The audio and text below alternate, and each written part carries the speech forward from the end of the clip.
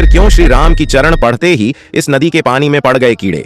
दोस्तों, श्री राम के दर्शन से पहले शबरी हर रोज अपनी कुटिया को झाड़ू से ढंग से सफाई किया करती, ताकि जब भी श्री राम दर्शन देने आए तो उनके पैरों में गंदगी ना लगे। एक बार सबरी जब झाड़ू लगा रही थी तो थोड़ी सी धूल उड़ एक ऋषि पर पड़ गई, जो उसी समय स्नान करके आए थे। ऋषि ने शबरी को डांटे हुए कहा, दुष्ट औरत, तेरी वजह से मैं अपवित्र हो गया और दोबारा नदी में स्नान को गए। परंतु इस बार जैसे ही ऋषि ने नदी में कदम रखे तो उस नदी में कीड़े पड़ गए और वह लाल हो गई। ऋषि ने सोचा यह सब शबरी के कारण ही हुआ है, तथा जब कभी श्री राम आएंगे तो वह इस नदी को फिर से पवित्र कर देंगे। काफी सालों बाद जब श्री राम ने शबरी को दर्शन देने आए तो ऋषियों ने श्री राम को उस नदी में चरण रखने को कहा। परंतु जैसे ही श्री राम के चरण उस नदी में पड़े तो नदी में और बड़े बड़े कीड़े हो गए और वह और भी ज्यादा लाल हो गई। तब श्री राम ने शबरी को बुलाकर उसे नदी में चरण रखने को कहा और वह नदी फिर से पहले की तरह पवित्र और साफ हो गई। रावण की मृत्यु होती ही मंदोदरी गुस्से में पागल हो गई और प्रभु श्री राम से बदला लेने चल पड़ी। जब लंकापति रावण की मृत्यु होती है तो मंदोदरी के पिता मंदोदरी को प्रभु श्री राम और हनुमान जी के खिलाफ भड़का देते हैं कि प्रभु श्री राम ने रावण के साथ छल किया है और उसे मारा है। इस बात से मंदोदरी आग बबूला हो जाती है और वह अपने पतिव्रता धर्म के शक्ति से प्रभु श्री राम को मारने छल पड़ती है। मंदोदरी के क्रोध से पूरा ब्रह्मांड कांप उठती है। मंदोदरी अपनी तपोबल के दम पर किसी भी देवता को मार सकती थी, इसीलिए उसके क्रोध को देखकर हनुमान जी भी चिंता में थे कि तभी उन्हें एक उपाय सूझा। इसीलिए उन्होंने मंदोदरी पर श्री राम जी का एक तीर चला दिया, जो मंदोदरी के समीप और जमीन में गड़ गया। तब हनुमान जी मंदोदरी को बताते हैं कि श्री राम तीर किसी निर्दोष को छू नहीं सकती। हनुमान जी रावण द्वारा किए पापों के बारे में बताते हैं। इस समय मंदोदरी की नजर अपनी परछाई पर पड़ती है। प्रभु श्री राम अपना नजर झुकाए हुए उसकी परछाई से भी दूर थे। वह समझ जाते हैं कि प्रभु श्री राम मर्यादा पुरुषोत्तम क्यों कहलाते हैं और उनसे माफी मांगती है। दोस्तों, इसी बात पर कमेंट में जय श्री राम अवश्य लिखें। एक बार भगवान विष्णु गरुड़ पर बैठकर कैलाश पर्वत गए तथा गरुड़ को द्वार पर छोड़कर खुद महादेव के दर्शन करने चले गए। गरुड़ देव कैलाश की सुंदरता को देख मंत्रमुग्ध हो गए। तभी गरुड़ देव की नजर एक सुंदर चिड़िया पर पड़ी। तभी वहां अचानक यमराज प्रकट हुए और अंदर जाने से पहले उस चिड़िया को अजीब नजरों से देखने लगा। तब गरुड़ देव समझ गए कि चिड़िया की मृत्यु निकट है।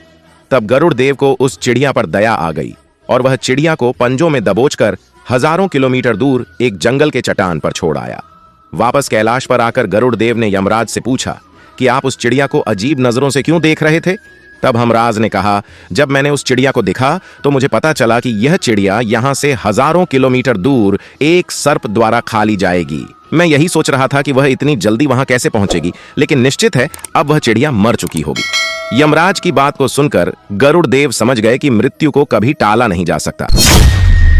यह है संत सियाराम बाबा, जो अपने हाथों से दीपक जला देते हैं।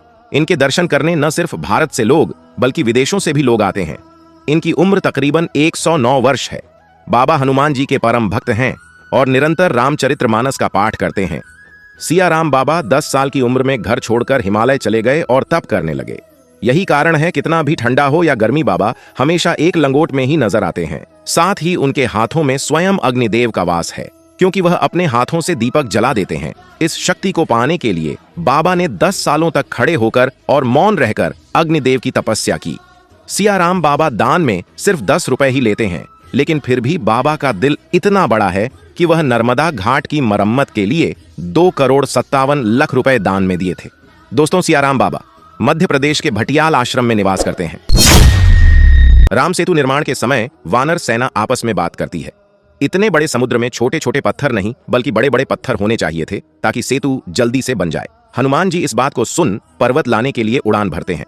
रास्ते में गोवर्धन पर्वत देख वहां वह रुकते हैं और गोवर्धन को जैसे ही छूते हैं तो उनका आधा शरीर पत्थर का बन जाता है। गोवर्धन गुस्से में हनुमान जी से कहते हैं, अरे बंदर, तूने मुझे छुआ कैसे। तब हनुमान जी हाथ जोड़कर विनम्रता से कहते हैं, चाहता तो मैं तुझे एक झटके में उखाड़ देता, परंतु श्री राम के सेतु निर्माण कार्य के लिए मैं तुम्हारी सहायता मांगने आया हूं।